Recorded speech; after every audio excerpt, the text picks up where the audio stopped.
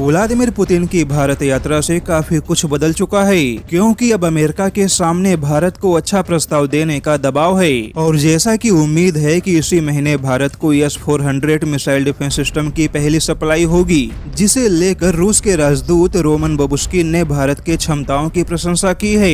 रूस का मानना है कि भारत अमेरिकी दबाव के सामने झुका नहीं। वहीं रूसी मिसाइल डिफेंस सिस्टम को लेकर अमेरिकी दबाव के बावजूद रूस और भारत के बीच में 28 से ज्यादा नए समझौते हुए, जिस वजह से अब खुद अमेरिका दबाव में आ चुका है। हालांकि कुछ रूसी थिंक टैंकों का मानना है कि अमेरिका आने वाले दिनों में भारत पर अमेरिका और नाटो संगठन की नीतियों के समर्थन का दबाव बना सकता है। लेकिन इसी बीच रूस ने यूक्रेन की सीमा पर बुक मिसाइल सिस्टम की तैनाती करके नाटो संगठन की सांसें बढ़ा दी है।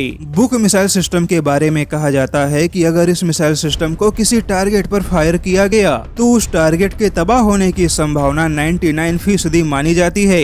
रूस का यह बुक मिसाइल सिस्टम 1 मिनट में 6 लड़ाकू जहाजों को आसानी से निशाना बना सकता है।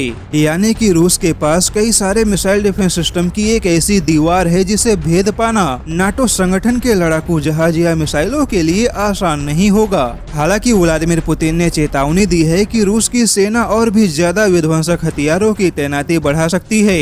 दरअसल रूस का कहना है कि इन सारे विवादों का कारण खुद नाटो संगठन है, क्योंकि 2008 के नाटो संगठन के सम्मेलन में ऐलान हुआ कि यूक्रेन और जॉर्जिया नाटो संगठन में शामिल होंगे, लेकिन रूस किसी भी हाल में ऐसा होने नहीं देगा। हालांकि कुछ जानकारों का मानना है कि व्लादिमीर पुतिन नाटो संगठन को युद्ध की धमकी देकर खुद दुनिया के सामने रूस के प्रभाव को दिखाना चाहते हैं। लेकिन जल्द ही यूक्रेन को लेकर नाटो संगठन और रूस के तनातनी के बीच में भारत के लिए भी कूटनीतिक चुनौतियां पैदा होने की संभावना बनी हुई है।